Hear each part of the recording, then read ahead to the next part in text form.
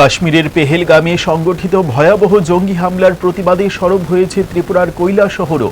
এই হামলায় ২৬ জন নিরীহ ভারতীয় নাগরিক নিহত হওয়ায় শোকস্তব্ধ গোটা দেশ।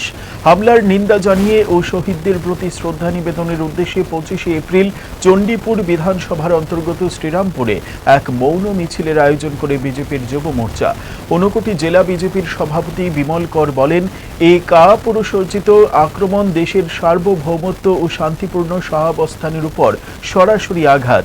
আমরা কেন্দ্রীয় সরকারের পাশে আছি এবং আশা করি জঙ্গিদের দমন করতে সরকার উপযুক্ত ব্যবস্থা গ্রহণ করবে। নিহতদের আত্মার শান্তি কামনা করি এবং তাদের পরিবারের প্রতি আন্তরিক সমবেদনা জানাই। আমাদের ভারতবর্ষে একটা দুঃখজনক ঘটনা ঘটে আমাদের অঙ্গরাজ্য জম্মু কাশ্মীরের পহেলগাঁওয়ে পর্যটকদের উপর বীভৎস আক্রমণ সংগঠিত করে পাকিস্তানের মদতপুষ্ট উগ্রবাদীরা ও তার সাথে যুক্ত আমাদের জম্মু কাশ্মীরের স্থানীয় কিছু জঙ্গি।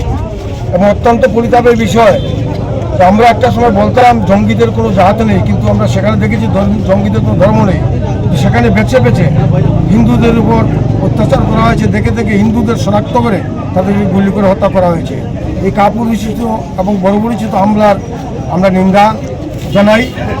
সারা দেশের সাথে আমরাও এই যে ২৮ জন যারা পর্যটকরা যারা মৃত্যুবরণ করেছেন তাদের প্রতি আমরা তাদের সমস্ত পরিবারের প্রতি আমাদের সমবেদনা জ্ঞাপন করছি। পাশাপাশি এই পাকিস্তানের হায়নাদের আক্রমণে যে ক্ষতি হয়েছে তার জন্য পাকিস্তানকে সমুচিত জবাব দেওয়ার জন্য আমরা আমাদের ত্রিপুরার যে প্রান্তিক আমরা চণ্ডীপুর মণ্ডল থেকেও আমরা ভারত সরকারের প্রতি আমরা আহ্বান রাখছি।